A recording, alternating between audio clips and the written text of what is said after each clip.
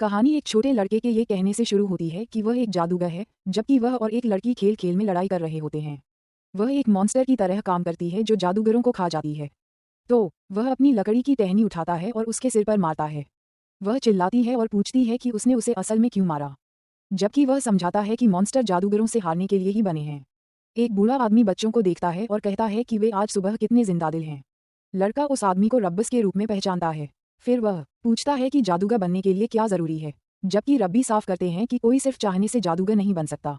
वह जादूगरों को इंसानियत का सबसे ऊंचा हिस्सा बताते हैं जो सबसे ऊंचे सामाजिक पदों से राज करते हैं, और यह भी कहते हैं कि वे रईस और नाइट हैं जिन्हें अपने पूर्वजों से जादू इस्तेमाल करने की काबिलियत विरासत में मिली है। वह बच्चों को बताते हैं कि बदकिस्मती से वे जादूगर नहीं बन सकते। पास के एक गांव वाले ने बुजुर्ग से पूछा कि वह ऐसा कैसे कह सकते हैं, और फिर पूछा कि क्या अभी की अफवाहें सच हैं।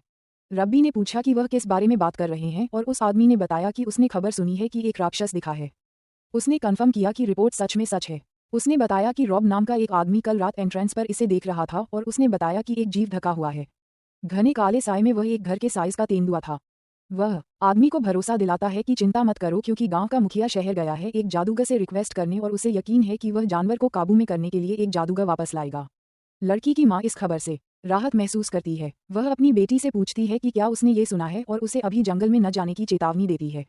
रब्बी सभी को सावधान रहने के लिए कहते हैं, क्योंकि जादूगर के बिना राक्षस को मारना लगभग नामुमकिन है। गांव वाला पूछता है कि क्या सभी रहने वालों को बता दिया गया है, और जब वह कहता है कि उन्हें बता दिया गया है, तो वह पूछता है कि क्या किसी खास आदमी को भी बताया गया है। रब्बी पूछता है कि वह किसके बारे में बात कर रहा है।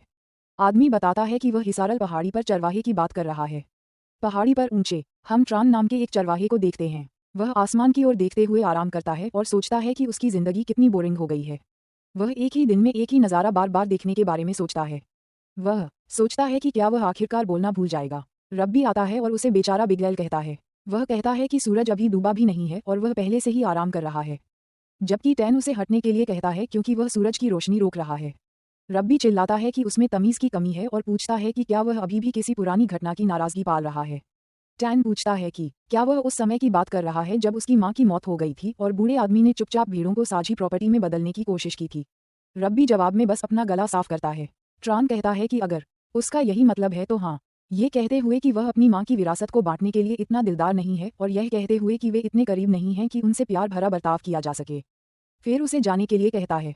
रब्बी गुस्से में उस जवान आदमी पर चिल्लाता है। ट्रान उसे घूरता है और पूछता है कि वह क्या चाहता है।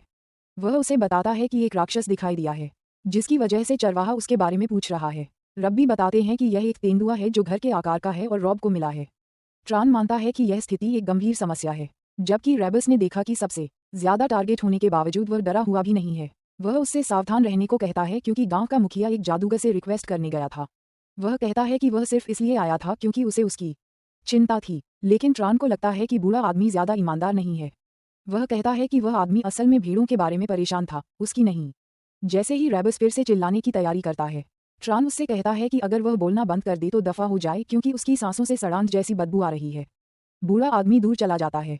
टैन सोचता है कि मॉन्स्टर कैसे जानवर होते हैं जो रहस्यमयी शक्ति और जादू का इस्तेमाल करते हैं। वह सोचता है कि अगर इंसानों के पास जादूगर हैं, तो जानवरों के पास भी मॉन्स्टर होंगे। वह खुश है कि एक जादूगर आ रहा है, क्योंकि इसका मतलब है कि वह आखिरकार किसी को खुद देख सकता है। हालांकि वह सोचता है कि क्या गांव के मुखिया द्वारा बुलाया गया जादूगर कुछ खास होगा भी। फिर भी वह देखना चाहता है कि वे असल में कितने ताकतवर हैं। अचानक उसकी नाक में किसी चीज की महक आती है। टैन को एहसास होता है कि यह महक खून से आ रही है। वह जंगल में नीचे जाता है और महक का पीछा करता है। वह कहता है कि उसे यकीन है कि सोर्स इसी दिशा में है। वह महक पर ज्यादा ध्यान देता है और उस दिशा में चलता है, लेकिन अचानक वह रुक जाता है। वह नीचे देखता है और देखता है कि रेबिस जमीन पर सचमुच टुकड़ों में बिखरा हुआ है। वह सोचता है कि कैसे उस आदमी ने उसे सावधान रहने के लिए कहा था, फिर भी वह पहले अंदर चला गया। यह सोचकर कि उसे उम्मीद नहीं थी कि खून की महक रेबस की होगी। वह देखता है कि यह घाव कोई आम जंगली जानवर नहीं कर सकता। उसे यकीन है कि यह मॉन्स्टर ही होगा। उसे किसी चीज के पास आने की आवाज सुनाई देती है। तभी एक बड़ा पंजा जमीन पर पड़ता है और एक बड़ा मॉन्स्टर दिखाई देता है। टायरन पीछे मुड़कर देखता है जबकि मॉन्स्टर करीब आता है और वह सीधे उसे घूरता है। उसे एहसास होता है कि रिपोर्ट सच थी और एक मॉन्स्टर सच में मौजूद है। गांव में वापस आकर जादूगर का रोल कर रहा लड़का अपने पिता से पूछता है कि मॉन्स्टर कितना ताकतवर होता है और क्या ये सच है कि बड़े उसे हरा नहीं सकते।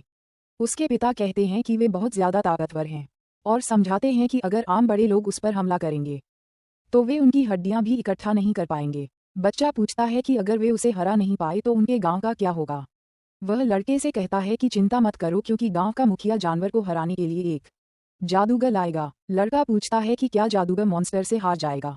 उसके पिता कहते हैं कि बेशक वे नहीं हारेंगे और उन्हें जादू की ताकत के साथ पैदा हुए महान जीव बताते हैं जो एक ही शब्द से मॉन्स्टर को मार देंगे। जैसे ही जानवर ट्रान पर झपटता है वह उसे देखता है और उसे मरने का हुक्म देता है। इस हुक्म से मॉन्स्टर पीछे हट जाता है और दूरी बना लेता है। वह उस पर झपटता है जब वह एक औरा छोड़ता है। वह सोचता है कि क्या उसकी ताकत काम नहीं कर रही है। मॉन्स्टर फिर से उछलता है और वह उसे रुकने के लिए कहता है। जीव एक बार फिर पीछे हटता है। वह सोचता है कि उसे पता था कि इसे मारने से काम नहीं चलेगा, लेकिन सोचता है कि इसे रोका भी क्यों नहीं जा सकता। मॉन्स्टर हमला करता है लेकिन टैन उसके हमले से बच जाता है। जानवर मुड़कर उसे एक तरफ कर देता है। टैन एक प्लान बनाता है और अपने कोट में हाथ डालता है। वह एक पत्थर निकालता है और कहता है कि एक चरवाहे को वही करना चाहिए जो चरवाहा करता है। जानवर एक और हमले की तैयारी करता है। वह पत्थर को सख्त होने के लिए कहता है और उसे अपनी गोफन में रखता है, जबकि उसकी आंखें सुनहरी चमकती हैं क्योंकि वह पत्थर को तेज होने के लिए कहता है और गोफन घुमाता है। वह एक कदम आगे बढ़ता है और पत्थर को छेदने के लिए कहता है। पत्थर इतनी तेजी से उड़ता है कि ऐसा लगता है कि साउंड बैरियर टूट गया है। पत्थर पूरी स्पीड से जानवर की ओर उड़ता है और यह इतनी तेज है कि मॉन्स्टर इसे थोड़ा ही चकमा दे पाता है। पत्थर जानवर को छूता है, उसका कान काटता है और हवा में उड़ जाता है। जानवर अपना मुंह खोले उसकी तरफ दौड़ता है और आखिरी हमले के लिए तैयार रहता है। टैन कहता है कि वह असल में सिर पर निशाना साध रहा है। पत्थर अचानक हवा में रुक जाता है। वह घूमता है और मॉन्स्टर की खोपड़ी के पिछले हिस्से से टकराता है, जिससे वह उड़ जाती है। वह लाश के ऊपर खड़ा होता है और सोचता है कि यह उसका पहली बार है जब वह किसी मॉन्स्टर पर यह मूव इस्तेमाल कर रहा है। वह सोचता है कि क्या उसे लाश को किसी घाटी में फेंक देना चाहिए। वह बड़बड़ाता है कि गांव के उन कमीनों ने सच में उससे काम करवाया है। ट्रान एक जादूगर है। उसे अपनी खास काबिलियत का एहसास 8 साल पहले हुआ था। जब वह सिर्फ 10 साल का था उस समय वह छोटा लड़का हवा में लकड़ियां उड़ाता था, अपनी माँ से जोश में लकड़ियों को उड़ते देखने के लिए कहते हुए। बच्चे ने उन्हें आवाज़ दी और आग और हवा बनाने की अपनी काबिलियत के बारे में बताया, लेकिन उसकी माँ चिल्लाई और उसे रुकने के लिए कहा और उसे लगा कि यह पहली और आखिरी बार था जब वह गुस्सा हुई थी। ये पूछने पर कि क्या हुआ, उसे आकर उससे बात करने के लिए कहा गया। फिर उसने पूछा कि क्या वह उसके साथ लंबे समय तक रहना चाहता है। टैन ने जवाब दिया कि वह चाहता है। उसने उससे वादा करवाया कि वह अब से इस पावर का इस्तेमाल कभी नहीं करेगा, इस बात पर जोर देते हुए कि वह इसे कभी भी दूसरे लोगों के सामने इस्तेमाल न करे। उसने पूछा कि क्या उसे रईस और नाइट की कहानी याद है। अपनी याद को पक्का करते हुए उसने सुना जब उसने बताया कि जादू इस्तेमाल करने वालों को उनके स्टेटस की परवाह किए बिना जादूगर कहा जाता है। उसने बताया कि रईस और नाइट असल में अलग होते हैं। मोबल्स फ्रेयान नाम के दिव्य प्राणियों के वंशज हैं जो इंसानियत को बचाने आए थे, जबकि नाइट्स इंसानों के साथ मिले जुले रईसों के वंशज हैं। लड़के ने अपनी समझ पक्की की। उसने साफ किया कि इसीलिए वे जादूगरों के बीच भी रैंक में फर्क करते हैं। ये समझाते हुए कि उसे अपने नाइट पिता से ताकत विरासत में मिली है, उसने उन बुरे रईसों के बारे में चेतावनी दी जो नाइट्स के साथ गुलामों जैसा बर्ताव करते हैं। उसने उसे याद रखने को कहा कि कोई नहीं जान सकता कि वह एक जादूगर है। उस दिन से 8 साल बीत चुके हैं। टैन ने अपनी माँ से किया वादा निभाना जारी रखा है। वह कहता है कि वादा नहीं टूटेगा। उसे खुद को जादूगर के तौर पर दिखाने या पहाड़ से नीचे उतरने की कोई इच्छा नहीं है। अचानक कोई उसके दरवाजे पर जोर से दस्तक देता है और उसे बाहर आने के लिए चिल्लाता है। टैन दरवाजा खोलता है और उनसे मिलने के लिए बाहर जाता है। वह जम्हाई लेता है और पूछता है कि क्या वे ये दावा कर रहे हैं कि उसने रब्बस को मारा है। गांव वाले उसका कॉलर पकड़ते हैं और चिल्लाते हैं कि वह बेशर्म है। वे उस पर रब्बियों को चोट पहुंचाने और उसे राक्षसों को खाने के लिए बाहर फेंकने का आरोप लगाते हैं। वह चुपचाप सोचता है कि वे उसे क्यों फंसाना चाहते हैं। वह देखता है कि गांव का सबसे बूढ़ा आदमी अकेले मर गया, न कि वे जवान लड़के जो लड़ने से बहुत डरे हुए थे। उसे एहसास होता है कि उन्हें लगता है कि यह खुद से इल्जाम उस पर डालने का सबसे अच्छा तरीका है। एक गांव वाला उसे मुक्का मारने की कोशिश करता है, लेकिन ट्रान बच जाता है और सोचता है कि जादू आसान है। उस आदमी को सिर मारकर वह सोचता है कि एक मजबूत इच्छा माना की कीमत पर पूरी होती है। और जैसे ही दूसरा गांव वाला हमला करता है वह धीरे से उसे गिरने के लिए कहता है। जैसे ही आदमी जमीन पर गिरता है ट्रान देखता है कि उसे आग लगाने की जरूरत नहीं है। वह बस अपनी पावर थोड़ी सी इस्तेमाल करता है ताकि यह साफ न हो, बस इतनी कि वे मरे नहीं। वह कहता है कि वह उन पर हावी हो जाएगा। लड़ाई जारी रहती है और सब उस पर हमला करते हैं, लेकिन कुछ देर बाद सभी आदमी हार जाते हैं और जमीन पर पड़े रहते हैं। 8 साल से ट्रान ने यह बात छिपाई है कि वह एक जादूगर है। वह आदमियों से कहता है कि उन्हें उस ताकत का इस्तेमाल रब्बियों के अंतिम संस्कार के लिए करना चाहिए था। पास की औरतों से पूछने पर कि क्या वे भी यहाँ लड़ने आए हैं, वे जवाब देती हैं कि वे सिर्फ उसे देखने आई थीं। वह उनसे कहता है कि उन बेवकूफ़ों को अपने साथ ले जाओ। अपने घर के अंदर वह सोचता है कि शहर में फिर से अफरा तफरी मचने वाली है। उसे शक है कि जब वह ट्रेड करने जाएगा तो वे इसे बहाने से उसे लूट लेंगे। वह तय करता है कि वह उन्हें तब तक पीट सकता है जब तक उसे सही डील न मिल जाए। उसे लगता है कि उसने उन्हें अच्छी तरह पीटा है और उन्हें वापस नहीं आना चाहिए। फिर से जोर से खटखटाहट शुरू हो जाती है और वह उन्हें पागल कहता है। वह दरवाज़ा खोलता है और पूछता है कि कौन है। उसे वहाँ एक लंबा आदमी खड़ा मिलता है। वह आदमी माफ़ी मांगता है और कहता है कि उसने सोचा था कि वह अपनी यात्रा में एक एहसान मांग सकता है। सोच रहा था कि क्या उसने उसे परेशान किया है। टैन सोचता है कि क्या वह एक ट्रैवलर है। वह माफ़ी मांगता है और बताता है कि कुछ देर पहले ही कुछ बिन बुलाए मेहमान आए थे।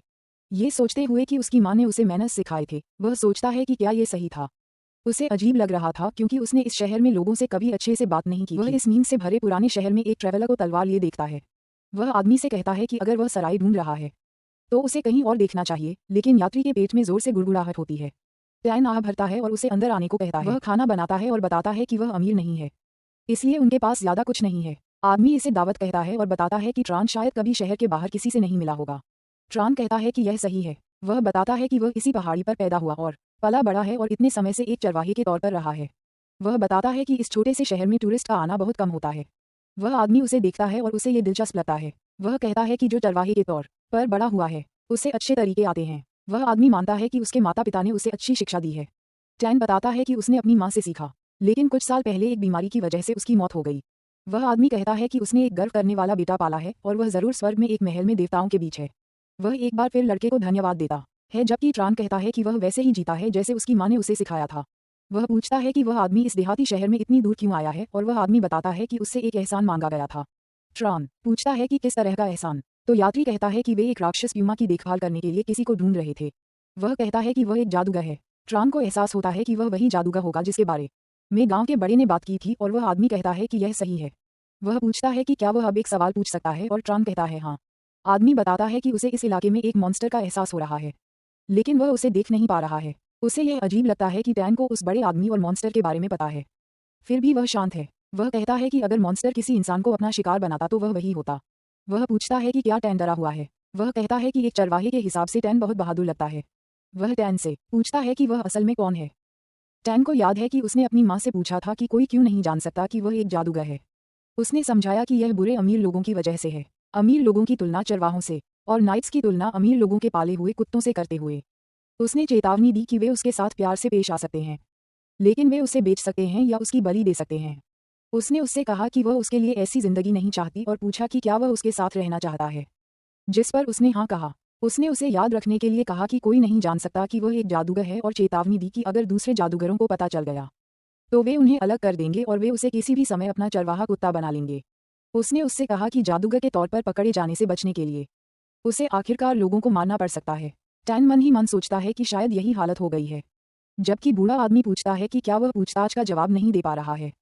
तो जॉन एक पल के लिए उसे घूरता है और फिर कहता है कि ऐसा चेहरा बनाने से उसका मजाक अजीब लगता है और फिर वह घबराकर हंसता है। टैन को एहसास होता है कि यह सिर्फ एक मजाक था और सेंस ऑफ ह्यूमर की कमी के लिए माफी मांगता है। कॉर्न जोर देता है कि उसे माफी मांगनी चाहिए क्योंकि उसे एहसास होता है कि उसने उस जवान आदमी को जरूर परेशान कर दिया होगा। वह सोचता है कि वह पहली बार कोई जादूगर का मजाक सुन रहा है, इसीलिए वह हैरान रह गया। जबकि घुमक्कड़ कहता है कि रिएक्शन इतना मजेदार था कि उसने मजाक को थोड़ा ज्यादा ही बढ़ा दिया। वह देखता है कि उन्होंने अपना परिचय ठीक से नहीं दिया है और कहता है कि उससे मिलकर अच्छा लगा। बूढ़ा आदमी बताता है कि उसका नाम कॉर्न है और वह खुद को एक घुमक्कड़ बताता है। टैन को लगता है कि उसे पहले अपना परिचय देना चाहिए था और वह खुद को एक चरवाहा बताता है।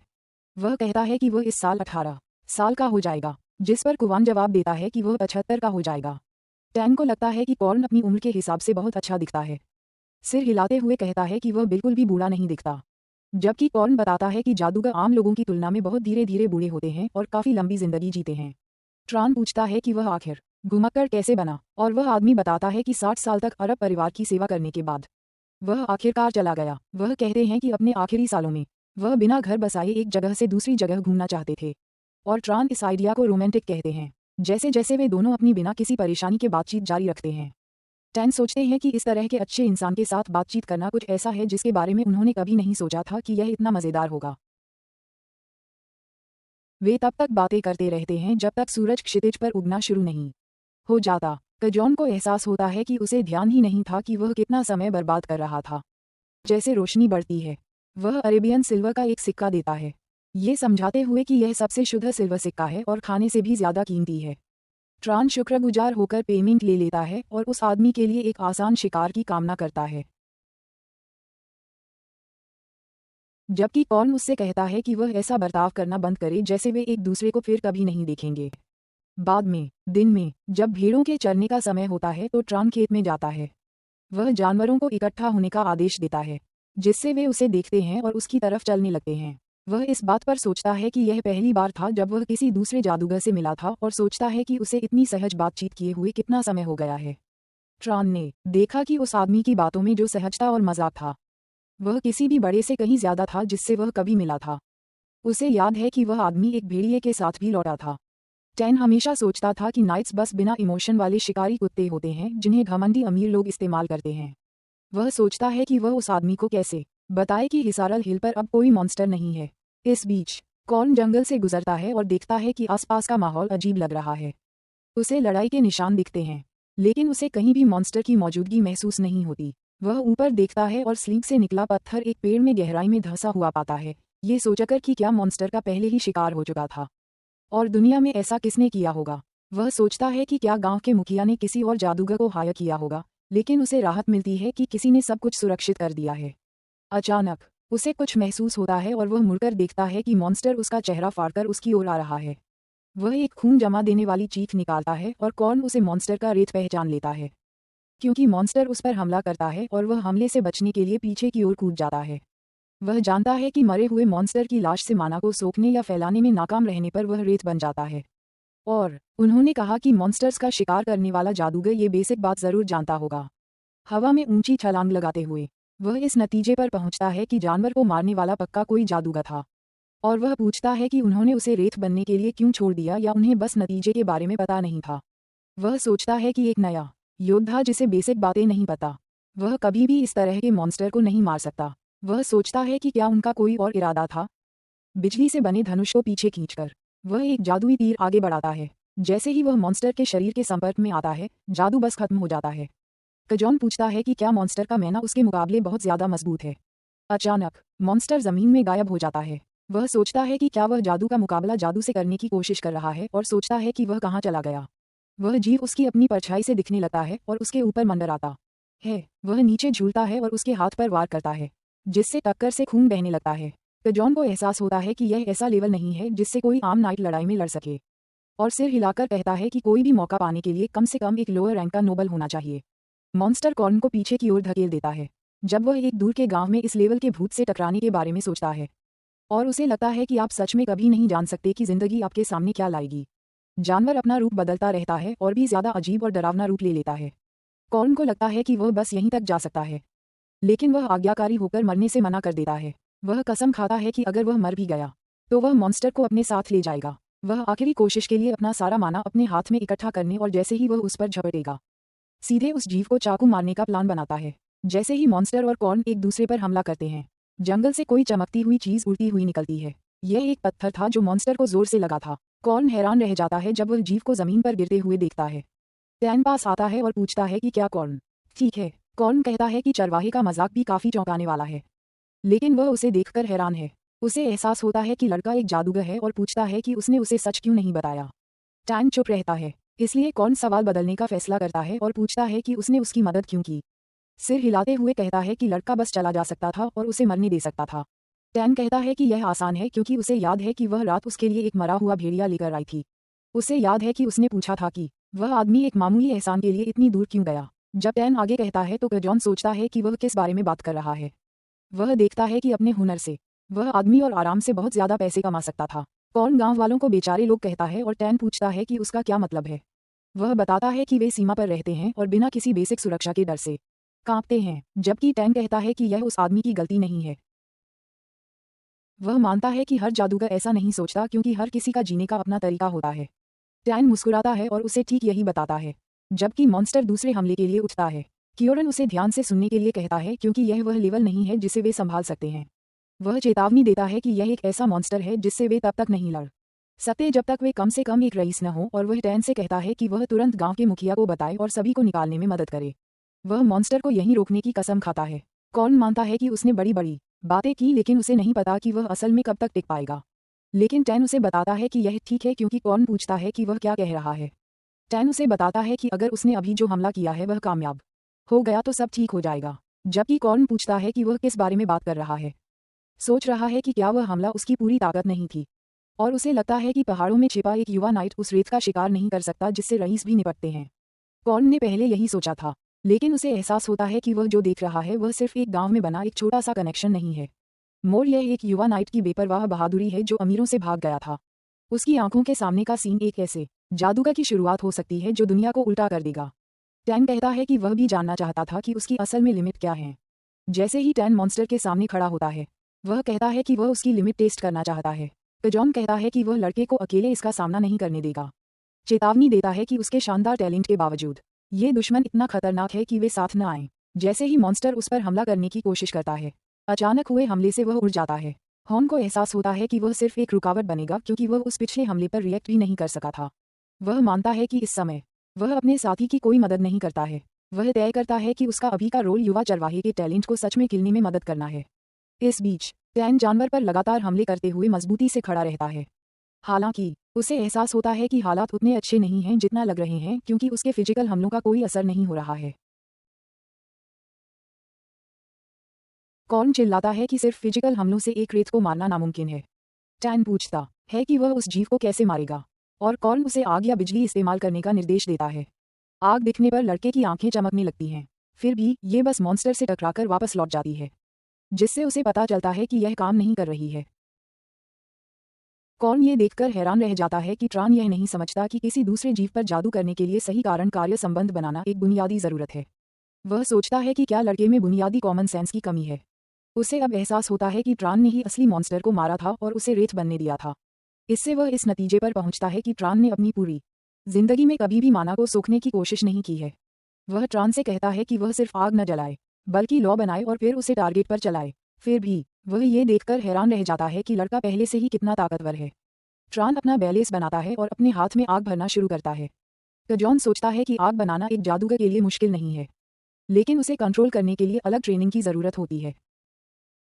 टैन तुरंत काम करता है जिससे एक तेज आग बन जाती है।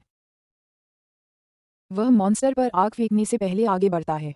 आग लगते ही फट जाती है, जिससे मॉन्स्टर जिंदा जलकर चीखने लगता है। क्योरन उससे कहता है कि वह अपना ध्यान जादू पर लगाए रखे और समझाता है कि उसे उसमें माना डालते रहना होगा ताकि आग बुझे नहीं। वह जोर देता है कि रेत के बारे में सब कुछ जल जाना चाहिए। जैसे ही ट्रान हमले में अपना माना डालना जारी रखता है, उसकी आंखें इंद्रधनुष की तरह चमकने लगती हैं क्योंकि आग और तेज होती जाती है। जॉन को यकीन नहीं होता कि वे सच में जीत गए हैं और सोचता है कि वह रेत कितना अजीब तरह से ताकतवर था, ये कहते हुए कि उससे लड़ने के लिए कम से कम रईस क्लास की ताकत की जरूरत होगी। फिर भी टैन ने उसे मार गिराया। टैन पूछता है कि क्या लड़ाई आखिरकार खत्म हो गई है, जबकि कॉर्न को यकीन नहीं होता कि पहाड़ों के एक चरवाहे ने ऐसा कमाल कर दिखाया। कॉर्न चेतावनी देता है कि अगर वह किसी और रेत का सामना नहीं करना चाहता तो उसे पहले माना एब्जॉर्ब करना होगा। और जब टैन पूछता है कि यह कैसे करना है, तो वह उसे अपने अंदर कुछ डालने की कल्पना करने के लिए कहता है। टैन मान जाता है और बचे हुए हिस्से पर अपना हाथ रखता है। जैसे ही वह फोकस करता है, मॉन्स्टर से एक हरी आभा निकलती है और उसकी हथेली में इकट्ठा हो जाती है। जब वह ऐसा करता है तो सारा माना एब्जॉर्ब हो जाता है और उसके पूरे शरीर में फैल जाता है। जैसे ही वह कांपने लगता है, कॉर्न बताता है कि उसे एक खास तरह का मजा आएगा। वह कहता है कि उसे अपनी आंखों से देखने के बाद भी यकीन नहीं हो रहा है और पूछता है कि क्या ये सच में उसका पहली बार माना एब्जॉर्ब करना था। और टैन कन्फर्म करता है कि यह था। कॉर्न बताता है कि शुरुआती जागृति के बाद उम्र के साथ माना धीरे धीरे बढ़ता है और बढ़ने का सबसे असरदार तरीका मॉन्स्टर या विजार्ड को मारना और उनका माना एब्जॉर्ब करना है। क्योंकि यह टैन का पहली बार था, इसलिए उसकी जन्मजात क्षमता पूरी तरह से अलग लीग की होनी चाहिए। वह इस नतीजे पर पहुंचता है कि यह नौजवान किसी रईस घराने से होगा। जॉन झुककर अपनी पिछली बदतमीजी के लिए माफी मांगता है, फिर पूछता है कि टैन किस अमीर घराने से है, लेकिन टैन उससे कहता है कि पहले खुद से खून पोंछे। घर के अंदर वापस जॉन के हाथ पर पट्टियां बंधी हैं। वह एक बार फिर लड़के के साथ अपने बुरे बर्ताव के लिए माफी मांगता है। उसे लगता है कि वह सिर्फ ट्रान जैसे बड़े आदमी से ऐसा काम करवाने के लिए माफी मांग सकता है। ट्रान उसे याद दिलाता है कि वह पहले ही कह चुका है कि वह कोई बड़ा आदमी नहीं है, ये समझाते हुए कि वह सिर्फ एक चरवाहा है जिसे ये भी नहीं पता कि उसके पिता कौन हैं। वह उसे घूरता है और कहता है कि फॉर्मेलिटीज बंद कर दे, जबकि कॉर्न मान जाता है और टैन से कहता है कि वह उसे घूरे नहीं।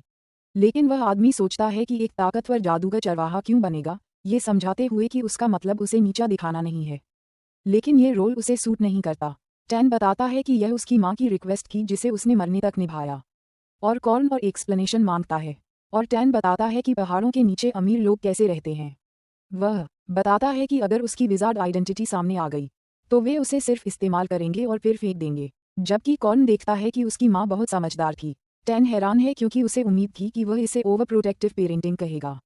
कॉर्न उसे बताता है कि उसकी माँ पूरी तरह गलत नहीं थी। वह सोचता है कि विजार्ड्स के पास बहुत पावर होती है और वह पावर जरूर लड़ाई लाती है। लगभग 20 साल पहले अमीर घरानों के बीच हुए एक बड़े युद्ध को याद करते हुए वह बताता है कि ये हाउस ऑफ अरेबियन जिसकी वह सेवा करता था और जहर के बड़े घराने के बीच एक लड़ाई थी। ये कहते हुए कि उस युद्ध में बहुत से लोग मारे गए थे। उस समय लगभग 3000 अरेबियन नाइट्स में से 900 से ज्यादा मारे गए थे। वह सोचता है कि उनमें से लगभग एक तिहाई मारे गए थे। दुख की बात है कि उसे एहसास होता है कि उसके सभी करीबी उस तिहाई में थे। अपने दोस्त डेनवर, अपने टीचर हार्टमैन और अपनी प्यारी पत्नी और बेटे को याद करते हुए जिन्हें हाउस जहर ने मार डाला था, वह इस नतीजे पर पहुंचता है कि उसकी मां कुछ हद तक सही थी क्योंकि एक नाइट की जिंदगी आम लोगों की तुलना में ज्यादा आसानी से और बिना किसी मतलब के खत्म हो सकती है। हालांकि वह बताता है कि एक चीज जिसके बारे में वह गलत थी वह थी ट्रान की काबिलियत। वह मानता है कि उसकी अभी की हालत में ये कहना शर्म की बात है, लेकिन वह काफी अच्छी स्किल वाला नाइट है। फिर भी ट्रान ने आसानी से एक मॉन्स्टर रेत को खत्म कर दिया जिसे वह खुद नहीं गिरा सका। वह लड़के से कहता है कि उसकी काबिलियत सिर्फ एक नाइट की नहीं है, बल्कि कम से कम नोबल लेवल की है। और उनमें से भी उसमें कम से कम ऊपरी लेवल की काबिलियत है। टैन पूछता है कि क्या उसकी मां झूठ बोल रही थी जब उसने कहा कि उसके पिता एक नाइट थे, जबकि कॉर्न बताता है कि बहुत कम मौकों पर नोबल्स के बीच नाइट से भी बुरा बच्चा पैदा होता है या नाइट्स के बीच एक नोबलस बच्चा पैदा होता है। इस लिहाज से वह सुझाव देता है कि ट्रान के लिए ये पहाड़ी छोड़कर दुनिया में आना बेहतर होगा। ट्रान पूछता है कि उसे ऐसा क्यों करना चाहिए और कॉर्न बताता है कि इंसानियत को और ज्यादा मजबूत और दयालु नोबल्स और नाइट्स की सख्त जरूरत है क्योंकि इंसान अभी भी दुनिया के पूरे मालिक नहीं हैं। बहुत पहले देवताओं द्वारा बाहर निकाल दी गई दूसरी जातियों को फिर से उठने का मौका ढूंढने के लिए छोड़ दिया गया था। इस सब के बीच अमीर लोग सिर्फ एक दूसरे के खिलाफ जंग लड़ते रहते हैं। वह कहता है कि यह एक ऐसा जमाना है जिसमें ट्रान जैसे मजबूत और दयालु इंसान की बहुत जरूरत है, किसी भी चीज से ज्यादा। वह पूछता है कि क्या ट्रान सच में एक चरवाहे के तौर पर रहकर खुश है। ट्रान उसे देखता है और पूछता है कि पहाड़ के नीचे जाकर उसे क्या मिल सकता है। जॉन बताता है कि यह उसकी इच्छाओं पर निर्भर करता है, चाहे वह पैसा हो, शोहरत हो, अधिकार हो, परिवार हो या दोस्ती हो। मॉडर्न करता है कि इनमें से कुछ भी यहाँ पाना मुश्किल है। वह उससे कहता है कि वह उन संभावनाओं के बारे में सोचने की कोशिश करे जहां वह एक घुमक्कड़ के तौर पर घूम सके और राक्षसों को खत्म कर सके या अनजान जगह पर एक खोजकर्ता बन सके या ताकत के रास्ते पर चलने के लिए किसी घर में गोद लिया जा सके। ट्रान मानता है कि उसकी बात सुनकर उसे लगता है कि वह आदमी सही है। वह कहता है कि यह भीड़ों को चोट पहुंचाने से ज्यादा दिलचस्प होगा। पहली बार यहाँ आया है। वह बाहर की दुनिया के बारे में सच में बहुत क्यूरियस है। कॉर्न को चिंता होती है कि वह बिना किसी वजह के उम्मीदें जगा रहा है, लेकिन टैन की हर पॉसिबिलिटी को सपोर्ट करने का वादा करता है। फिर वह उसकी ब्लड लाइन एबिलिटी के बारे में पूछता है और ट्रान पूछता है कि उसका क्या मतलब है। कुरान माफी मांगता है और बताता है कि वह भूल जाता है कि लड़के को मैजिक के बारे में बहुत कम पता है। वह बताता है कि ब्लड लाइन एबिलिटी एक ऐसी खूबी है जो रईसों को अपने पुरखों फ्रेयांस से विरासत में मिलती है, और किसी के पास यह एबिलिटी है या नहीं, यही रईसों को नाइट्स से अलग करता है। वह पूछता है कि क्या कोई स्पेल बहुत आसान लगा या उसके पास कोई ऐसी शानदार एबिलिटी है जिसके लिए मैजिक की जरूरत नहीं है। टैन सोचता है कि क्या ऐसा इसलिए है क्योंकि वह ताकतवर है, लेकिन कॉर्न बताता है कि सिर्फ माना होने से ही एक विजार्ड की फिजिकल एबिलिटीज और मजबूत हो जाती हैं। टैन बताता है कि उसकी नाक अच्छी है और वह पत्थर फेंकने में काफी अच्छा है, जबकि कजॉन कहता है कि अगर उसकी सूंघने की शक्ति बहुत अच्छी है तो इसे ब्लड लाइन एबिलिटी माना जा सकता है।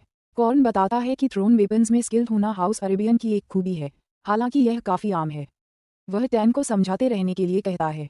कुछ देर बाद कॉर्न कहता है कि उसे लगता है कि उसे पता है कि उसकी काबिलियत किस घर के सबसे करीब है। टैन घर का नाम पूछता है। कॉर्न का एक्सप्रेशन बदल जाता है जब वह उसे परस्यूअर्स या हंटर्स नाम के एक बड़े घर का नाम बताता है। वह बताता है कि यह हाउस जहर है, वही जिसने हाउस अरेबियन के खिलाफ लड़ाई लड़ी थी। टैन ये सुनकर साफ तौर पर हैरान हो जाता है। जैसे ही टैन हाउस जहर का नाम सुनता है वह साफ तौर पर परेशान हो जाता है। वह कॉर्न को उदास होकर देखता है क्योंकि उसका खून का रिश्ता उस आदमी के दुश्मनों से मिलता है। वह माफी मांगने के बारे में सोचता है, लेकिन ध्यान देता है कि ये रिश्तेदार असल में अजनबी हैं जिनसे वह कभी नहीं मिला। क्यों उसे इतना परेशान न रहने के लिए कहता है। सिर हिलाकर कहता है कि ट्रान ने उस लड़ाई में हिस्सा नहीं लिया था और कहता है कि यह बड़ों के लिए है। वह कहता है कि अगर वे खून को खून से धोने की कोशिश करेंगे तो लड़ाई कभी खत्म नहीं होगी। ट्रान पूछता है कि क्या उसे कोई पछतावा है, जिससे कॉर्न पूछता है कि वह किस बारे में बात कर रहा है। चरवाहा बताता है कि वह पहाड़ी से नीचे उतरने के सुझाव के बारे में बात कर रहा है। कॉर्न उसे बताता है कि पहाड़ छोड़ने के बाद पावर पाने की कोशिश में वह जरूर हाउस जहर में शामिल हो जाएगा। सिर हिलाकर कहता है कि उस नौजवान में जबरदस्त काबिलियत है, लेकिन कहता है कि उसे उसके कैरेक्टर पर भरोसा है। टैन पूछता है कि उसका क्या मतलब है, तो वह आदमी बताता है कि वह उसके अंदर की अच्छाई की बात कर रहा है, ये बताते हुए कि उसने उसे बचाया। साथ ही अपनी पूरी जिंदगी छिपाई हुई पहचान भी बताई और यह भी सोचता है कि अगर उसके जैसा कोई हाउस जहर में शामिल हो जाए और ऊंचा पद पाले तो शायद यह इतनी भयानक लड़ाई को दोबारा होने से रोक सकता है। कॉर्न कहता है कि इस मामले के बारे में ज्यादा सीरियसली सोचने की जरूरत नहीं है। वह सोचता है कि परिवार में शामिल होने के बारे में अभी कोई फैसला नहीं हुआ है। टैन कहता है कि उसके विचार अब साफ हैं और वह पहाड़ से नीचे उतरने की कोशिश करना चाहता है। बाद में घर के अंदर कजॉन बताता है कि मैजिक इस्तेमाल करने के लिए माना बहुत जरूरी है और इसीलिए माना को आमतौर पर सर्वशक्तिमान की चाबी कहा जाता है। टैन इस शब्द के बारे में पूछता है तो कजॉन साफ करता है कि नाम के बावजूद ये सच में सर्वशक्तिमान शक्ति नहीं है और मैजिक इस्तेमाल करने के लिए उससे मेल खाने वाले माना की जरूरत होती है। लड़का पूछता है कि माना से मेल खाने का स्टैंडर्ड क्या है, तो कॉर्न कहता है कि वह तुरंत समझाएगा। वह कहता है कि मैजिक की मुश्किल काफी हद तक 3 बातों से तय होती है, जिन्हें ब्लड लाइन, एफिनिटी और कॉजेलिटी के तौर पर बताया गया है। वह समझाता है कि ब्लड लाइन उस खास खानदान से तय होती है जिसमें कोई पैदा हुआ है, जो ज्यादातर उन रईसों पर लागू होता है जो नाइट नहीं है। उसे लगता है कि लड़के के लिए जादू से घाव भरना मुश्किल होगा। वह पूछता है कि क्या वह इस बारे में गलत है, लेकिन ट्रान कहता है कि वह गलत नहीं है। क्यों आगे कहता है कि दक्षिण के रावा ब्लड लाइन के सदस्यों के लिए ये कुछ ऐसा है जो वे बिना ट्रेनिंग के भी हासिल कर सकते हैं क्योंकि शक्ति ब्लड लाइन से आती है। टैन दूसरे फैक्टर एफिनिटी के बारे में पूछता है, जिसके बारे में कॉर्न कहता है कि इसे जान पहचान माना जा सकता है। वह समझाता है कि यह वह कॉन्सेप्ट है जिससे एक जादूगर उन कामों को ज्यादा आसानी से कर सकता है जिन्हें वह पसंद करता है या जिनकी उसे आदत है, जबकि टैन सोचता है कि यह वैसा ही है जैसे उसने आग का गोला बनाया हो, जैसे वह कोई पत्थर फेंक रहा हो। कॉर्न कंफर्म करता है कि वह सही है और मानता है कि सिर्फ आग की लपटें बनाने से उतनी स्पीड या फायर पावर नहीं मिलती। वह नोट करता है कि आखिरी फैक्टर कॉजेलिटी सबसे जरूरी है, हालांकि उसे लगता है कि वह इसे पूरी तरह से नहीं समझता है। वह पूछता है कि क्या होगा अगर ट्रान ने माना का इस्तेमाल करके उसे सीधे मारने की कोशिश की, तो टैन कहता है कि शायद उसके सिर से कुछ रोशनी निकलेगी और इससे ज्यादा कुछ नहीं होगा।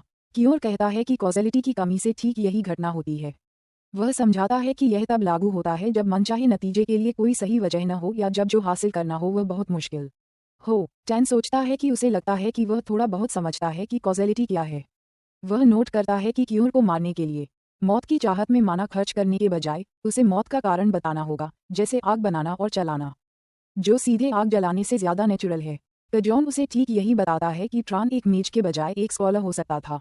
टैन कहता है कि वह आम जानवरों को अपनी मर्जी से कंट्रोल कर सकता है और पूछता है कि जादुई जानवरों को ऐसी चीज की जरूरत क्यों होगी, तो कॉर्न उसे बताता है कि यह उनके माना की वजह से है। वे बात करते रहते हैं जबकि एक भेड़ गिरती है। टैन सोचता है कि जादू निश्चित रूप से आसान नहीं है, जबकि कॉर्न उसे बताता है कि एक बेहतरीन मेज न केवल माना का इस्तेमाल करना जानता है बल्कि इसके पीछे के प्रिंसिपल और हालात भी जानता है। चरवाहा सोचता है कि क्या जहर खानदान के पास भी खास जादू है, तो कॉर्न उसे बताता है कि वे स्टेल्थर और ट्रैकिंग में माहिर हैं और उसे एक बार इसे आजमाने का सुझाव देता है। टैन सुझाव से सहमत हो जाता है। वह अपनी आंखें बंद करता है और सोचता है कि वह कैसे नहीं चाहता कि दूसरे उसे देखें। काश न तो आवाज और न ही गंध का पता चले। वह धीरे धीरे गायब होने लगता है और पूछता है कि क्या ये काम कर गया। कजॉन अपने सामने कुछ न देखकर वहीं खड़ा रह जाता है। वह उसे बताता है कि वह सफल हो गया क्योंकि अब वह उसे नहीं देख सकता। वह आदमी अब खाली कमरे को देखकर थोड़ा उदास महसूस करता है। टैन धीरे धीरे फिर से आता है और कुरान सोचता है कि उसे वह काबिलियत देखे हुए काफी समय हो गया है, ये कहते हुए कि यह अभी भी एक डरावनी ताकत है। वह बताता है कि युद्ध के दौरान अरब के शूरवीर उस काबिलियत से सबसे ज्यादा डरते थे, जबकि टैन सोचता है कि यह एक बहुत ज्यादा ताकतवर काबिलियत लगती है। कजॉन उसे बताता है कि यह अजेय नहीं है और कहता है कि वह उसे जादू की ट्रेनिंग के तरीके सिखाएगा। ट्रान कहता है कि वह आदमी बहुत ज्यादा दोस्ताना व्यवहार कर रहा है और दुश्मन परिवार के एक जादूगर को बहुत ज्यादा सिखा रहा है। कॉर्न उसे याद दिलाता है कि उसने उसकी जान बचाई थी और उसका इलाज किया था। फिर से कहता है कि उसे उसके किरदार पर भरोसा है। बाद में एक बदसूरत गंजा आदमी पूछता है कि क्या ट्रान सच में भेड़ें बेचकर जा रहा है। गंजा आदमी पूछता है कि अब से चरवाही कौन करेगा और वह उनसे पूछे बिना ऐसा कैसे तय कर सकता है। ट्रान उनसे कहता है कि उन्हें खुद ही चरवाहा ढूंढना चाहिए, ये कहते हुए कि उन्हें कोई फर्क नहीं पड़ता कि वह अपने सामान के साथ क्या करता है। उसे उम्मीद है कि वे भेड़ों को सही कीमत पर खरीद लेंगे या वह उन्हें छोड़ देगा और चला जाएगा। वह कहता है कि वे उन्हें पकड़ने के लिए आज़ाद हैं, लेकिन ध्यान देता है कि शायद उनके लिए मुश्किल होगी। मुखिया को लगता है कि यह कमीना अपनी बात रखता है और उसे परेशान करने से कुछ अच्छा नहीं होगा। वह कहता है कि वह समझता है और उसे पैसे का एक बैग देते हुए जो चाहे करने के लिए कहता है। जैसे ही टैन और कॉर्न जाने लगते हैं, टैन को लगता है कि गांव वालों को अभी भी कजॉन को हर चीज़ का मुआवजा देना है और वह इसे लेने जाने के बारे में सोचता है। कजॉन उसे बताता है कि वह इसे लेने का इरादा नहीं रखता क्योंकि टैन ने ही जानवर को पकड़ा था। टैन को लगता है कि यह सच है और वह सोचता है कि वे एक ऐसे मोड़ पर आ गए हैं जहां उन्हें अलग होना चाहिए। कजॉन उसे बताता है कि साथ यात्रा करने के प्रस्ताव को मना करने के लिए उसे खेद है क्योंकि वह अकेले ज़्यादा सहज है। लड़का कहता है कि वह समझ गया है और हर चीज़ के लिए उसे धन्यवाद देता है। कजॉन उसे अपना ख्याल रखने के लिए कहता है और टैन कहता है कि उसे उम्मीद है कि वे मुस्कुराते हुए फिर मिलेंगे। वह नाइट के पीछे हटते हुए रूप को बहुत देर तक देखता है। बाद में उसे एहसास होता है कि वह क्यों नहीं चाहता था कि वह आदमी फॉर्मल तरीके से बात करे। वह सोचता है कि हालांकि उसे अपनी माँ से कभी प्यार की कमी नहीं हुई, लेकिन वह मन ही मन एक पिता जैसा इंसान चाहता था। उसे एहसास होता है कि वह कोई ऐसा चाहता था जो उसके लिए एक रोल मॉडल बन सके कि उसे कैसा आदमी बनना चाहिए। सफर जारी रहता है जब ट्रान रेगिस्तान में बहुत अंदर जाता है और एक घाटी के पास से गुजरता है। जैसे ही वह चलता है और दूर देखने के लिए ऊपर देखता है, उसे दूर कुछ लोग दिखाई देते हैं। वह सोचता है कि क्या वे गांव-गांव जा रहे घूमते हुए व्यापारी हैं। वह सोचता है कि यह अच्छा है क्योंकि वह रास्ता पूछ सकता है। ट्रान उनके पास पहुंचता है। एक आदमी पूछता है कि वह कौन है जो उनका रास्ता रोक रहा है, तो टैन बताता है कि वह अकेला सफर कर रहा है और सबसे पास के शहर की लोकेशन पूछता है। वे उसे बताते हैं कि अगर वह उसी रास्ते से जाएगा जहां से वे आए हैं तो वह म्यूर नाम के शहर में पहुंच जाएगा। टैन जानकारी के लिए उनका धन्यवाद करता है और जाने लगता है। लेकिन उनमें से एक आदमी उसे इंतजार करने को कहता है। वह पूछता है कि क्या लड़का सच में जानकारी मिलने के बाद चला जाएगा, जबकि टैन पूछता है कि वह किस बारे में बात कर रहा है और सोचता है कि उसे क्या चाहिए। वह आदमी उससे कहता है कि अगर उसे कुछ मिलता है तो उसे बदले में कुछ देना चाहिए। वे अपनी ब्लेड निकालते हैं और उससे अपना बैग उतारने को कहते हैं। ट्रान पूछता है कि क्या वे डाकू हैं और वह आदमी पूछता है कि अगर वे डाकू हैं तो वह क्या करेगा। जिस आदमी ने निर्देश दिए थे, वह कहता है कि यह सिर्फ लापरवाही है। मॉडर्न यह एक बंजर जगह है जहां किसी के मरने पर किसी को अजीब नहीं लगेगा। वह ट्रान पर अपनी तलवार तानता है और उससे कहता है कि जब वे अच्छे से पेश आ रहे हों तो अपना बैग और चोगा उतार दे क्योंकि उसे मारना और नंगा करना बेवजह खून खराबा होगा। ट्रान समझ जाता है और नोट करता है कि वे डाकू हैं जो लोगों को मारते हैं। उसे कॉर्न के साथ अपनी ट्रेनिंग, उसके साथ जादू की प्रैक्टिस और उस आदमी द्वारा बताई गई हर बात याद आती है। कॉर्न को याद करते हुए टैन कहता है कि वह उन्हें प्रैक्टिस के लिए इस्तेमाल करेगा। ग्रुप उस पर हंसने लगता है, ये कहते हुए कि वह किसी जादूगर की तरह बात कर रहा है। टैन अपना हाथ आगे बढ़ाता है जिससे आदमी हवा के एक झोंके से हवा में उड़ जाते हैं। वह देखता है कि हवा से हवा बनाने के बजाय उसे अपने हाथ से आकार देने और उसे बढ़ाने में बहुत कम माना लगता है। उसे एहसास नहीं था कि वह इतने कम माना से इतनी तेज हवा बना सकता है और आदमी इस हमले से पूरी तरह कंफ्यूज हो जाते हैं। फिर वह अपने पानी के पाउच से पानी निकालना शुरू करता है। उसे एक क्रिस्टल बनाता है। वह अब कई क्रिस्टल बनाता है और डाकुओं को एहसास होता है कि उन्होंने गलती कर दी है। एक आदमी क्रिस्टल से घायल हो जाता है जिससे वह तुरंत मर जाता है। टायरान को लगता है कि यह स्पेल बहुत सारे पानी के पास काम का होना चाहिए, लेकिन उसे लगता है कि अब तक सिर्फ पत्थर फेंकना इससे ज्यादा तेज और मजबूत लग रहा है। डाकू माफी मांगते हैं और कहते हैं कि उन्हें नहीं पता था कि वह जादूगर है, और माफी भीख मांगते हैं। लीडर उसका ध्यान भटका रहा है जबकि बाकी ग्रुप पीछे से आ रहा है। टैन अपना पैर उठाता है और नीचे गिरता है जिससे आदमियों के नीचे रेत का एक खंभा बन जाता है और खंभे उन सभी को घायल कर देते हैं। लीडर वहीं बिना कुछ कहे खड़ा रहता है। वह अपने आदमियों की लाशों को देखता है और कहता है कि यह नामुमकिन है। ट्रान कहता है कि उसे एक बात पूछनी है और वह आदमी कहता है कि वह किसी भी बात का जवाब देगा। वह पूछता है कि उन्होंने बिना किसी प्लान के उस पर हमला क्यों किया, ये कहते हुए कि अकेला चलने वाला यात्री आसानी से जादूगर हो सकता है। लीडर बताता है कि ऐसा इसलिए हुआ क्योंकि ट्रान ने अपना सिर झुका लिया था। वह कहता है कि जब उन्होंने बदतमीजी से बात की तब भी लड़के ने झुककर उनका अभिवादन किया, इसलिए उन्होंने मान लिया कि वह आम है। ट्रान उसे धन्यवाद देता है और कहता है कि उस आदमी ने उसे कुछ काम की बात सिखाई है। डाकू मुस्कुराता है और पूछता है कि क्या वह सच में उसे छोड़ देगा। आदमी के सिर के ऊपर पानी जमा होने लगता है। तभी फ्लैशबैक में कॉर्न उसे बताता है कि वह बहुत से लोगों से मिलने वाला है और कुछ ऐसा है जो उसे जरूर जानना चाहिए। वह कहता है कि उसे डाकुओं जैसे घटिया लोगों पर कभी दया नहीं दिखानी चाहिए। उन्हें ऐसे लोग बताते हैं जो फायदे के लिए दूसरों को नुकसान पहुंचाने से नहीं हिचकिचाते। वह ये बात इतनी जोर से इसलिए कह रहा है क्योंकि वह लड़के के नेचर को समझता है और ट्रान कहता है कि वह उसकी बात समझता है। दया से बख्शी गई जान टैन अच्छे लोगों को नुकसान पहुंचा सकती है, इसलिए वह उस आदमी को मार देता है और सोचता है कि वह बहुत देर से टालमटोल कर रहा है। जिस सड़क पर डाकू अपनी गाड़ी घसीट रहे थे उसने रेत पर पहियों के साफ निशान छोड़ दिए थे जो उसके पीछे चल रहे थे। जैसे ही वह निशान पर चलता है, एक बात उसके दिमाग में तेजी से बैठ जाती है। उसने लोगों को मारा। उसे बुरा लगता है लेकिन उसे एहसास होता है कि वह उन्हें ऐसे ही जाने नहीं दे सकता था। कजॉन की चेतावनी उसे उन लोगों की याद दिलाती है जो बिना किसी हिचकिचाहट के लूटते और मारते हैं और ऐसे लोग किसी भी पल दूसरों को फिर से निशाना बना सकते हैं। जैसे रेगिस्तान में निशान धीरे धीरे बढ़ते हैं जब उन पर घास फूस उगाती है। ट्रान का बेचैन दिल धीरे धीरे शांत हुआ जब उसे कॉर्न की बातें याद आईं, और फिर वह एक नई दुनिया में पहुंच गया। वह म्यूर नाम के छोटे से शहर के ऊपर खड़ा था जो उस गांव से बिल्कुल अलग था जहां उसने अपनी जिंदगी बिताई थी। उसे लगता है कि यह जगह सुंदर है और क्योंकि सड़कों पर लोगों की भीड़ थी। उसने देखा कि वह पहली बार इतने सारे लोगों को एक साथ देख रहा है। यहाँ तक कि आर्किटेक्चर भी उससे बिल्कुल अलग था जिसकी वह आदी था। उसे लगा जैसे वह सच में किसी शहर में आ गया है। वह एक दुकानदार की तरफ जाता है जो उसका स्वागत करता है और पूछता है कि वह उसके लिए क्या ले सकता है। चिराग कहता है कि वह कोई कस्टमर नहीं है। उसे याद आता है कि कॉर्न ने कहा था कि अगर वह किसी शहर में पहुंचता है और उसे आराम करने के लिए जगह चाहिए तो उसे कोई सराय ढूंढनी चाहिए। दुकानदार उससे कहता है कि अगर वह फल नहीं खरीद रहा है तो उसे वहां से चले जाना चाहिए। टैन सोचता है कि वह आदमी इतना बदतमीज क्यों है और क्या शहरों में ये कोई अनकहा नियम है कि सवाल पूछने से पहले फल खरीदना जरूरी है। वह एक फल की ओर इशारा करता है और पूछता है कि इसकी कीमत कितनी है, तो दुकानदार उसे बताता है कि इसकी कीमत 2 गुना है। टैन पूछता है कि दुपेट असल में क्या होता है, लेकिन व्यापारी कहता है कि वह एक बाहरी आदमी जैसा दिखता है जिसे शायद पता नहीं है कि यह क्या होता है। टैन एक सिक्का देता है और पूछता है कि उसे सराय कहाँ मिल सकती है। वह आदमी उसे शहर की सबसे बड़ी सराय की ओर इशारा करता है।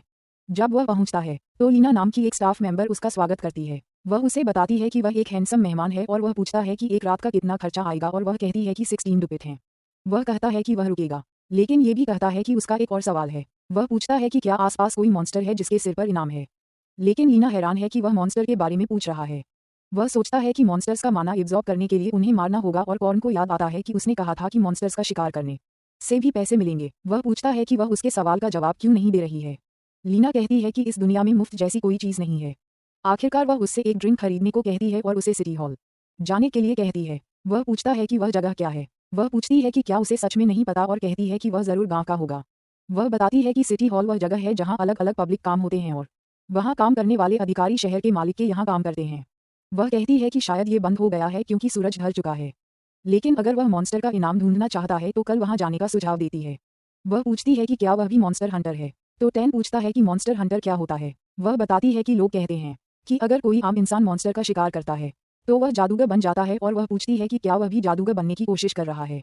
वह कहती है कि जो कोई भी इस तरह के अंधविश्वास को मानता है वह बेवकूफ़ है, लेकिन टैन पूछती है कि क्या ये सिर्फ एक अंधविश्वास है। अचानक किसी ने टैन पर हाथ रखा और वह मिटन नाम का एक मॉन्स्टर हंटर था जो कहता है कि यह सच है कि मॉन्स्टर को मारने से आप जादूगर बन जाते हैं। ये कहते हुए कि उसने यह अपनी आंखों से देखा है। लीना उसे जिंदा देखकर हैरान रह जाती है, लेकिन मिटन कहता है कि जब तक वह जादूगर नहीं बन जाता वह नहीं मरेगा। टैन उस आदमी का हाथ थपथपाता है और मिटन दखल के लिए माफी मांगते हुए उसका हाथ अपने कंधे से हटा लेता है। टैन कहता है कि वह अभी जो कहा गया उसके बारे में और सुनना चाहता है, और मिटन पूछता है कि क्या वह मॉन्स्टर्स को मारकर विजार्ड बनने वाली बात का जिक्र कर रहा है। वह समझाता है कि जब विजार्ड मॉन्स्टर्स का शिकार करते हैं तो वे और मजबूत हो जाते हैं, और इसी तरीके से एक आम इंसान भी विजार्ड बन सकता है। वह बताता है कि वे चारों विजार्ड बनने की कोशिश में मॉन्स्टर्स का शिकार कर रहे हैं। टैन पूछता है कि क्या इसका मतलब है कि उनमें से कोई पहले से ही विजार्ड है, लेकिन मिटन कहता है नहीं और बताता है कि इस शहर में सिर्फ लॉर्ड का विजार्ड और उसके नीचे 3 और लोग हैं। वह देखता है कि लड़के का गियर शिकार के लिए बहुत खराब है और पूछता है कि क्या उसके पास कोई हथियार है। टैन कहता है कि उसके पास है और एक स्लिंग दिखाता है, जबकि मिटन कहता है कि यह कितना घिसा हुआ है उसे देखते हुए उसने इसे बहुत इस्तेमाल किया होगा। टैन कहता है कि यह अंडे के साइज की किसी चीज़ को तेजी से फायर करने के लिए अच्छा है, लेकिन मिटन कहता है कि वह इससे आसानी से रैबिट या फॉक्स मॉन्स्टर्स का शिकार कर सकता है। वह बताता है कि वे एक और शूटर चाहते थे और पूछता है कि क्या उसे उनके साथ शिकार करने में कोई दिलचस्पी है। टैन मुस्कुराता है और कहता है नहीं, लेकिन ऑफर के लिए उन्हें धन्यवाद देता है। रात में अपने कमरे में वह सोचता है कि उनके साथ शिकार करने की कोई वजह नहीं है। वह सोचता है कि आज का दिन कितना अस्त-व्यस्त रहा। उसे अभी भी यकीन नहीं हो रहा कि उसने सच में गांव छोड़ दिया है। सोच रहा है कि अब आगे क्या होगा। उसे अपने कमरे के बाहर किसी का एहसास होता है और वह पूछता है कि वह कौन है। उसे याद आता है कि कॉर्न ने उससे कहा था कि कोई शहर अपने आप सुरक्षित नहीं होता और उसे कभी भी अपनी सावधानी कम नहीं करनी चाहिए। वह दरवाजे के पास जाता है और किसी भी स्थिति के लिए अपने हाथ में माना डालता है। वह दरवाज़ा खोलता है और लीना से पूछता है कि वह वहाँ क्या कर रही है। वह पूछती है कि क्या वह सो रहा था और कहती है कि उसे लगा कि कमरा ठंडा होगा, इसलिए वह उसे गर्म रखने आई थी। वह पूछता है कि उसका क्या मतलब है और लीना मुस्कुराती है और अपने कपड़े उतारने लगती है। वह उसे बताती है कि यह बिल्कुल वैसा ही है जैसा सुनने में लगता है। लड़का कंफ्यूज हो जाता है और पूछता है कि उसका क्या मतलब है जैसा सुनने में लगता है। वह बताती है कि थोड़े से पैसे के लिए वह सब कुछ करेगी जो वह चाहेगा, लेकिन वह पूछता है कि अगर उसे कुछ नहीं चाहिए तो वह क्या करेगी, और वह उससे झूठ न बोलने के लिए कहती है। दावा करती है कि वह उसका चेहरा देखकर ही बता सकती है। लेकिन टैन खुद बुद्ध बन जाता है और लीना उसे घूरती है। उसे याद आता है कि कॉर्न गुस्सा हो गया था और कह रहा था कि उसे कभी भी हनीपॉट के चक्कर में नहीं पड़ना चाहिए। उस आदमी ने चेतावनी दी थी कि उसे हमेशा इंस और प्रोस्टिट्यूट्स में औरतों से सावधान रहना होगा क्योंकि उनमें से ज़्यादातर को सेक्सुअली ट्रांसमिटेड डिजीज होती हैं। उसने कहा कि हालांकि उनमें बीमारियों से लड़ने की ताकत मजबूत होती है और अगर ट्रान लापरवाह है तो उनके लिए कोई दिक्कत नहीं है, लेकिन जब वह किसी दूसरी औरत के साथ होगा तो वह ये बीमारी फैला सकता है। उसने सलाह दी कि उसे अपनी इच्छा में फंसकर ऐसा कुछ नहीं करना चाहिए जिससे उसे पछतावा हो। ट्रान को भी लगता है कि शहरों में रहना आसान नहीं है और वह पहले फल की दुकान और अब लीना के बारे में सोचता है। वह सोचता है कि कैसे वे छोटी छोटी जानकारी और बातचीत की भी कीमत लगा देते हैं और इस नतीजे पर पहुंचता है कि शहर सच में बहुत बेरहम होते हैं। फिर वह मिटन और उसके आदमियों को कुछ बात करते हुए सुनता है। उन्होंने मिटन से पूछा कि वह उस आदमी को पहले क्यों साथ लाने की कोशिश कर रहा था। जैसा कि एक आदमी ने कहा कि वह ऐसा नहीं लग रहा था कि वह ज्यादा मदद करेगा। दूसरे बंदे ने कहा कि यह सही था और वह इतना घमंडी लग रहा था कि वह चारे के तौर पर इस्तेमाल करने के लिए एकदम सही रहेगा। लेकिन मिटन बताता है कि ऐसा इसलिए है क्योंकि ट्रान उसे अपने बचपन की याद दिलाता है। उसने सोचा कि अगर लड़का कम से कम उसके बगल में होता तो वह थोड़ी देर और जिंदा रह सकता था, जबकि दूसरे उसे बताते कि वह बहुत ज्यादा नेक दिल है। अगले दिन वह सिटी हॉल जाता है और एक आदमी पूछता है कि क्या वह उसकी मदद कर सकता है। टैन पूछता है कि क्या वह कोई ऑफिसर है और वह आदमी पूछता है कि वह और कैसा दिखेगा। जवान चरवाहा उसे बताता है कि वह मॉन्स्टर्स का शिकार करने आया है, जिससे आदमी कंफ्यूज हो जाता है। उसे याद आता है कि कॉर्न ने उसे पहले बताया था कि दुनिया उसके साथ अच्छा बर्ताव नहीं करेगी।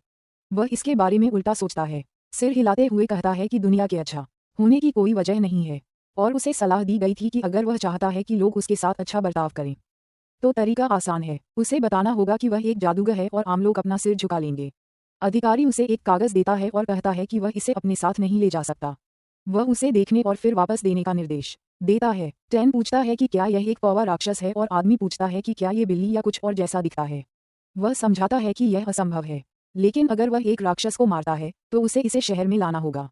सिर हिलाते हुए, माना को फैलाने के लिए एक जादूगर की आवश्यकता है ताकि यह एक प्रेत न बन जाए। वह चेतावनी देता है कि यदि वह एक राक्षस को मारता है और उसे छोड़ देता है तो शहर के कानून के तहत सजा मृत्युदंड है। ट्रान ये जानता है और समझता है कि क्या होता है जब एक राक्षस एक प्रेत बन जाता है और वह वही गलती नहीं दोहरा सकता। टैन फिर पूछता है कि क्या शूरवीर राक्षसों का शिकार नहीं करते हैं, लेकिन अधिकारी कहता है कि वे खाली समय वाले लोग नहीं हैं। वह समझाता है कि एक शूरवीर का काम शहर में सार्वजनिक व्यवस्था बनाए रखना है और जैसे ही ट्रान चला जाता है, ऑफिसर कहता है कि शहर के बाहर एक और लाश जमा होने वाली है। लेकिन बाद में वह एक मरे हुए मॉन्स्टर के साथ आता है जिसके सीने में एक बड़ा छेद है। सब हैरान हैं, जो वे देख रहे हैं उस पर यकीन नहीं कर पा रहे हैं। वे उससे पूछते हैं कि वह उसे इतनी जल्दी वापस कैसे ले आया और क्या उसने उसे अकेले मारा। ट्रान कहता है कि उसने मारा था और पूछता है कि क्या उसे मारने का इनाम मिल सकता है। ऑफिसर कहता है कि वे उसे दे देंगे और टैन का इनाम लेने के लिए दौड़ता है। वह उसे एक बैग देता है और उसे थोड़ा आराम करने के लिए कहता है। दूसरे ऑफिसर इस बारे में बात करते हैं कि यह कितना अविश्वसनीय है क्योंकि उसके पंख भी अभी भी ठीक है और वे सोचते हैं कि क्या इस हालत में एक ब्लेड क्रो को वापस लाना संभव है। ऑफिसर इसके बारे में सोचता है और टैन से पूछता है कि वह अभी भी यहाँ क्यों है। टैन पूछता है कि क्या शिकार करने लायक कोई और मॉन्स्टर हैं। वे पूछते हैं कि क्या वह सच में और शिकार करने की योजना बना रहा है। बाद में लीना उसे बताती है कि ये उनके मेन्यू की सबसे महंगी चीजें हैं। उसने कभी सपने में भी नहीं सोचा था कि उसके जैसा कोई सिर्फ 3 दिनों में 30 मॉन्स्टर को हरा सकता है। वह कहती है कि उसने इनामों से बहुत पैसा कमाया होगा जबकि ट्रान बच्चे की तरह खाता रहता है। वह जवाब देता है कि पैसा उसका अकेला मकसद नहीं है, ज्यादा सही कहें तो मकसद मॉन्स्टर का मैना है और उसकी वजह से वह पक्का मजबूत हो गया है। वह बताता है कि जब वह कॉर्न से मिला था उसकी तुलना में उसका मैना कई गुना बढ़ गया है। हालांकि उसे लग रहा है कि एक लिमिट आ रही है और सिर्फ कमजोर मॉन्स्टर के मैना के साथ और मजबूत होना मुश्किल होगा। फिर वह लीना से कहता है कि उसके पास उससे एक सवाल है और वह पूछती है कि वह क्या है और वह पूछता है कि क्या उसने इसका एक निवाला खाया है, लेकिन वह उसे याद दिलाती है कि उसने ये सब अकेले ही खा लिया था। वह बताती है कि भले ही वह दुबला पतला है वह पक्का खा सकता है और शेफ कहता है कि उसने इसे कुछ समय में पहली बार बनाया है और वह खुश है कि उसे ये पसंद आया।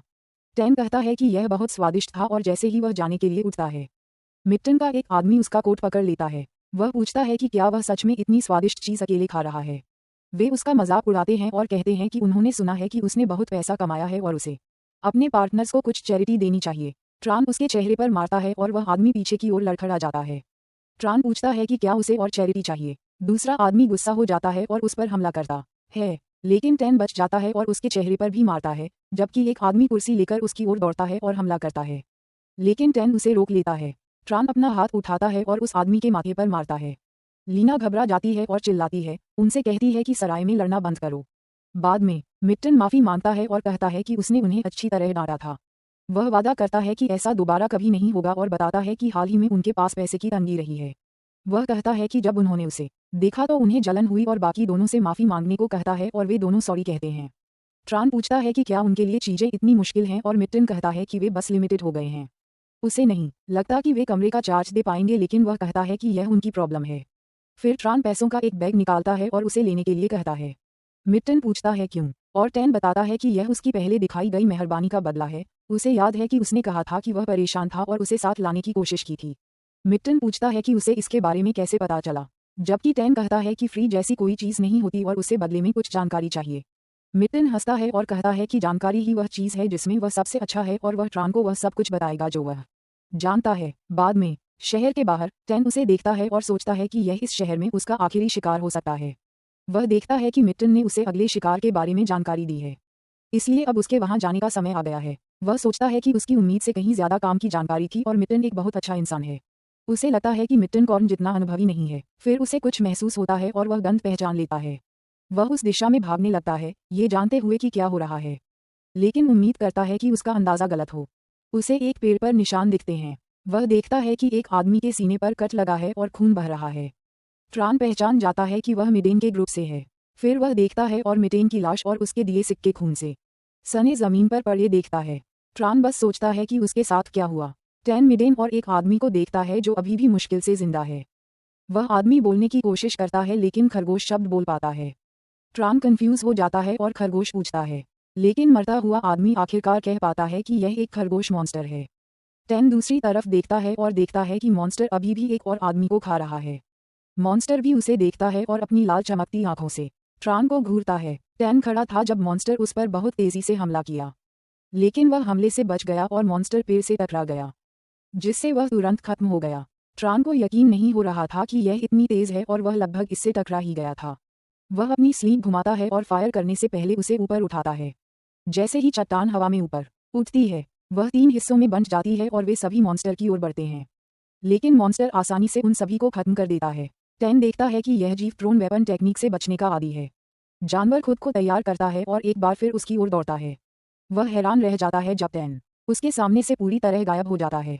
मॉन्स्टर हमला रोक देता है क्योंकि वह टैन को देख नहीं पाता, लेकिन वह अचानक उसके पीछे हाथ में खंजर लेकर आता है और रैबिट मॉन्स्टर की गर्दन में घोंप देता है। टैन पीछे हटता है और जादू का इस्तेमाल करके गायब होने लगता है। मॉन्स्टर उसी समय हमला करने की कोशिश करता है, लेकिन टैन पहले ही गायब हो चुका था और मॉन्स्टर सिर्फ एक पेड़ काट पाया था।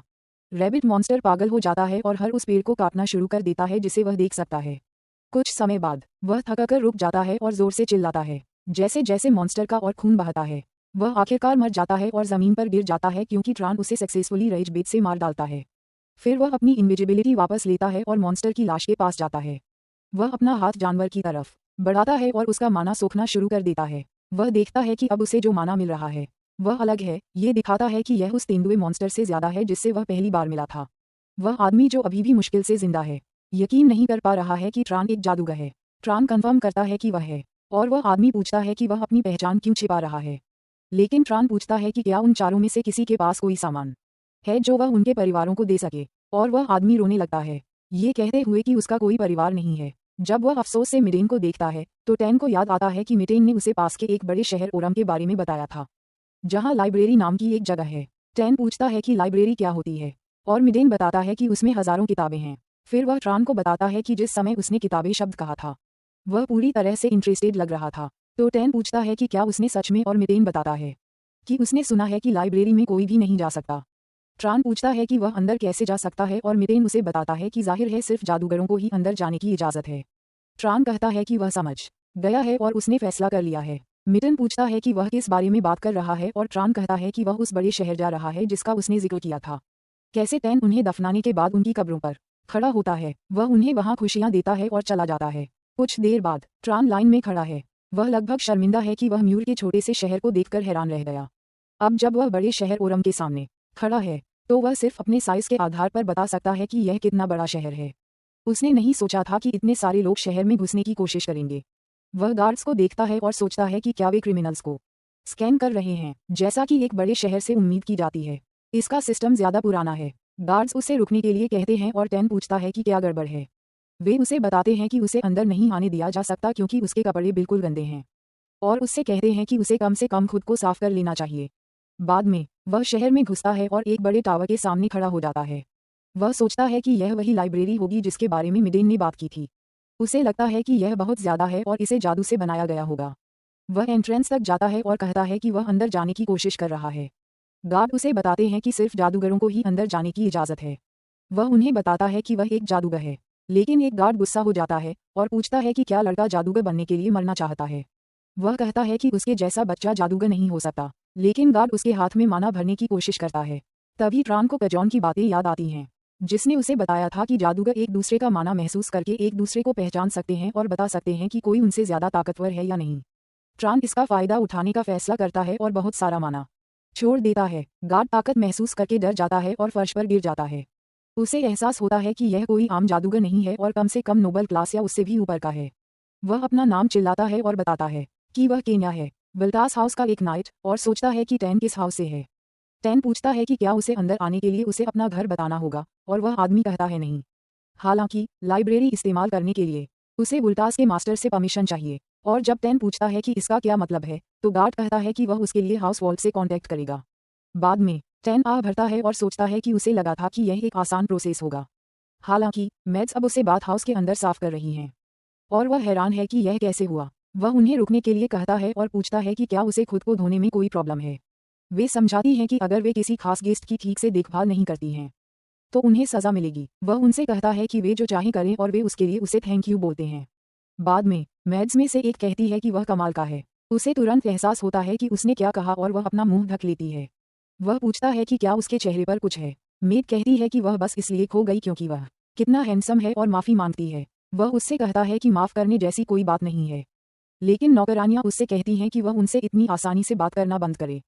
तभी कोई और अंदर आता है और कहता है, वाह, यह क्या है। यह एक लड़की थी जो कहती है कि उसे यकीन नहीं हो रहा कि यह वही मेहमान है जो भिखारी जैसा दिख रहा था। वह देखती है कि नहाने और कपड़े पहनने के बाद वह एक राजकुमार जैसा दिखता है, जबकि उसके साथ मौजूद बॉडीगार्ड कहता है कि उसे ऐसा नहीं कहना चाहिए। टैन लड़की को अपना परिचय देता है और वह खुद को एक के रूप में पेश करती है। वह पूछती है कि वह किस घर का है, लेकिन वह कहता है कि निजी कारणों से ये कहना मुश्किल है। वह उससे कहती है कि यह शर्म की बात है। वह उस पर एक प्रैंक करने का फैसला करती है कि वह कौन है, ये छिपाने के लिए। वह अपना माना छोड़ना शुरू करती है, जो पूरे कमरे में फैल जाता है, ये सोचकर कि उसे दिखाना है कि उसका माना कैसा दिखता है।